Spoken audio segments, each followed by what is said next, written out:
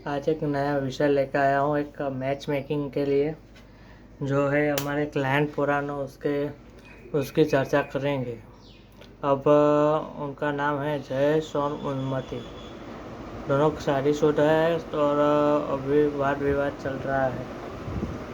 क्या है वो मैं धीरे धीरे समझाता हूँ।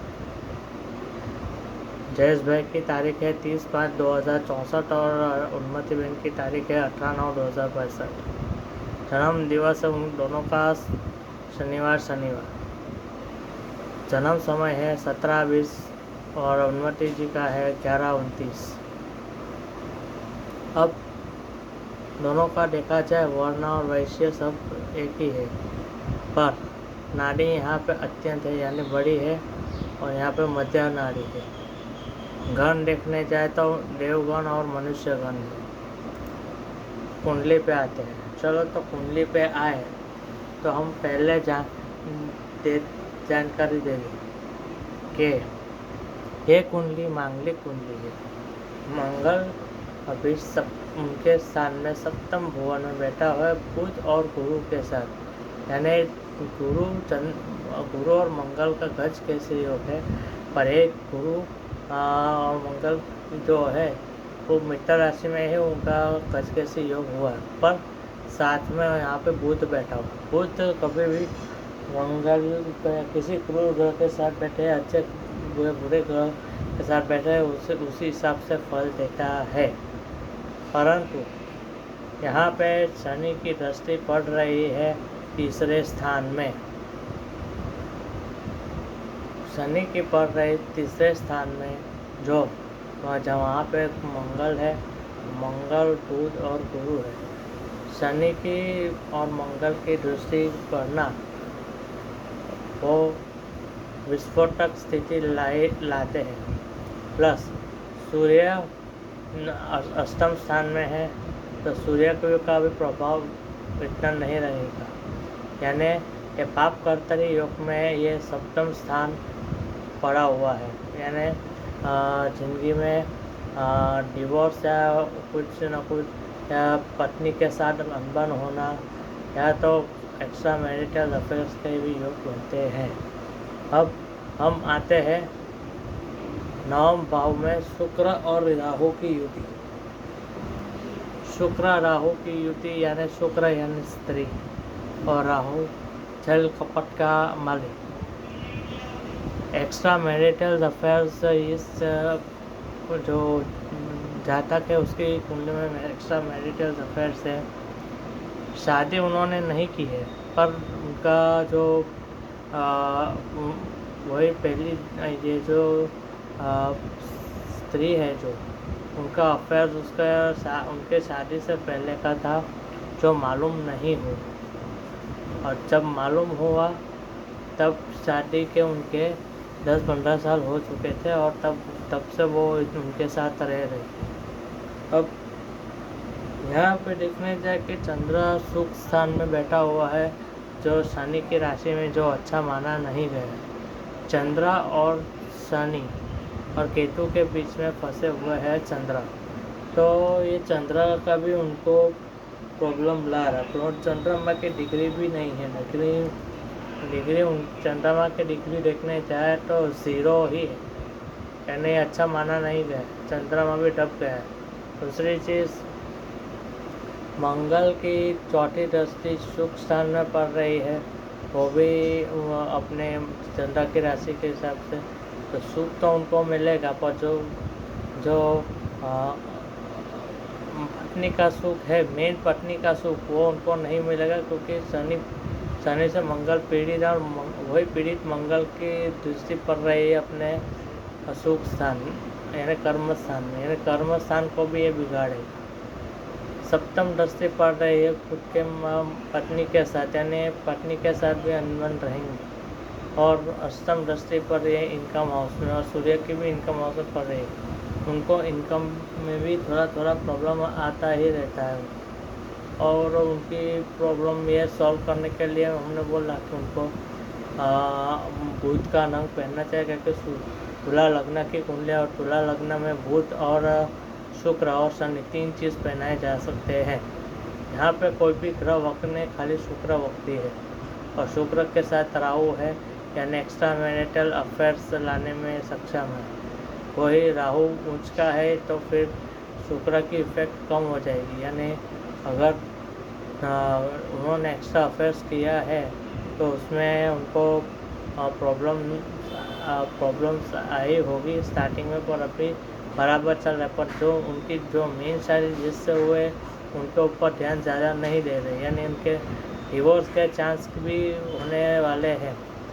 या तो फिर ऐसा होगा कि फिर भविष्य में वो डिवोर्स उनका लगभग 2025 के बाद हो जाएगा। जब शनि यहाँ से गुजरेंगे 2025 में आएंगे, 2025 के से 27 के बाद 27 से 29 के बीच उनका जब शनि यहाँ से गुजरेगा सप्तम भुवन से, तब उनके योग बन रहे हैं अपने योग बन रहे हैं अपने डिवोर्स के योग बन रहे हैं। दूसरी चीज़ नवमांश कुंडली में भी देखने जाए तो शनि राहु और चंद्र का योग 10वें स्थान में कर्म स्थान में बन रहा हुआ है। शनि और राहु के बीच में चंद्र पीड़ित हुआ है। दूसरा बुध और मंगल और गुरु और चंद्र और अपने जो चंद्र राहु की भी दृष्टि पड़ रही है सूर्य पर, केतु पर, गुरु पर, यानी सभी तरह के सुख उनको नहीं मिलेगा। अब हम देखते जाए फीमेल की कुंडली में। यहाँ पे मंगल शुक्र की युति है सप्तम तुला राशि में, जो फायदे कारक है। पर इस कुंडली में शुक्र जो शादी का माना जाता है वो शुक्र अभी योग कारक नहीं है, क्योंकि तुला लग्न में शुक्र फल इतना देता नहीं है, यानी ये पहला इफेक्ट। फिर चंद्र राहु की युति उनकी सप्तम भुवन में है, यानी डिवोर्स होना तो तय है। डिवोर्स होगा तो कब होगा कि उनकी पहले वो उसके पहले हम ज़रा देख ले के महादशा कब है। शनि को देखे जाए तो सुख स्थान में शनि है तो माता का सुख ज़्यादा मिलेगा और माता को कई कष्टों का सामना करना पड़ सकता है। बुध अस्त का है और बुध अस्त का होना धंधे पानी व्यापार में अधिक लाभ लेने बताएगा। शुक्र 12वें है तो शुक्र इनकम बहुत ज़्यादा होकर उनकी टीचिंग लाइन में भी उनके फेवर में आएगा। भविष्य में डिप्रेशन के भी योग आने के भी चांसेस है, क्योंकि राहु के साथ चंद्र है, पर चंद्रमा भले ऊँचा हो तो पर ये प्रॉब्लम क्रिएट करेगा। गुरु की 5वीं दृष्टि मंगल पे पड़ रही है, जो पैसे का स्थान है, इनकम का स्थान है, पर इनकम ज़्यादा एक्सपेंसेस करने वाली स्त्री होंगी।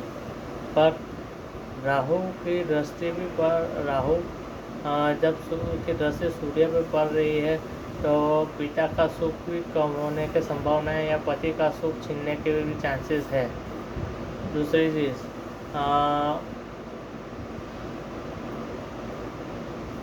राहु की दृष्टि 9वें स्थान पे है अपने यहाँ तीसरे स्थान पराक्रम में भी वो एकदम पावरफुल है, पर वो भी काम नहीं कर रहा है। मांगलिक कुंडली है, यानी जो मैच मेकिंग है वो बराबर की है, पर चंद्र और राहु स्त्री की कुंडली में है और गुरु मंगल की स्त्री में है, यानी डिवोर्स के पक्के योग बने हैं। अब डिवोर्स कब होगा? डिवोर्स को देखने जाए तो अभी फिलहाल अभी उनकी शनि की महादशा चल रही है। शनि के अंदर बुध है, तब शनि के अंदर केतु आएगा। अब केतु कहाँ पे बैठा है? जयेश भाई की कुंडली में, वो पहले देखते हैं। जयेश भाई की कुंडली में पराक्रम भुवन में केतु बैठे हैं, तो उनका डिवोर्स के लिए स्ट्रॉन्ग पोजीशन है, तो डिवोर्स तो उनकी तरफ से अपर हैंड ही है उनमें केस में, क्योंकि केतु के साथ शनि बैठा हुआ है। और विस्तृतरी दशा में जब उन्नति के अंदर देखने जाए तो बुध के अंदर अभी बुध के अंदर बुद्धि बैठे हुए हैं तो उनका भी स्ट्रॉन्ग है। तो वैसे देखा जाए तो फीमेल की कुंडली अब भी पावरफुल है। तो फीमेल को डिवोर्स मिलने या तो फिर सेकंड ऑप्शन ऐसा रहेगा कि पत्नी अपने पति से दूर चली जाए, अपने उनका बेटा भी है तो उनसे दूर जाने की भी संभावना रहेगी। हमारा यही मंतव्य है कि डिवोर्स ना ले और दूर चले जाए तो अच्छा रहेगा। पर उससे क्या होगा कि दोनों में भले प्रॉब्लम हो तो प्रॉब्लम इतनी ज़्यादा नहीं रहेगी, पर डिवोर्स नहीं हो पाएगा इनका। और उनका गुण देखने भी जाए तो नारी दोष भी बराबर है, भकुट भी अच्छा है और भकुट में भी राशि दोनों अलग अलग है, यानी डिवोर्स तो होगा तो फिर भी ये लोग अंदर से मिलेंगे, ऐसे योग बन रहे हैं। दूसरी चीज़, दोनों देवगण और मनुष्यगण है, उसमें भी कोई प्रॉब्लम नहीं है, पर शुक्र राहु की युति है तो मुझे ऐसा लग रहा है कि जयेश भाई शादी से पहले ही ये लफड़ा चल रहा था कि बुध की राशि में है और बुध मित्र ही है, बुध का मित्र शुक्र और राहु है। तो उसमें ऐसा लग रहा है कि शादी से पहले का ही उनका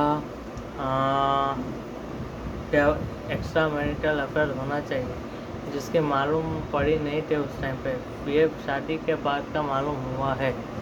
और चंद्रा से सप्तम भुवन में शुक्र और राहु होना, वो एक्स्ट्रा मैरिटल अफेयर और या silence extra marital affair sex affairs का भी दिखाई देता है। दूसरा कि गुरु का भी असर यहाँ पे पंचम दृष्टि पड़ रही है, अपने लाभ स्थान में गुरु की दृष्टि पड़ रही है, अपने फर्स्ट हाउस में और केतु पे चांडाल योग का भी निर्माण हो रहा है, यानी वो पक्का है कि डिवोर्स तो होने ही वाला है, अभी नहीं तो थोड़े समय के अंदर डिवोर्स हो ही जाएगा। तो ये था एक्स्ट्रा मैरिटल अफेयर्स की कुंडली जो हमने बताई।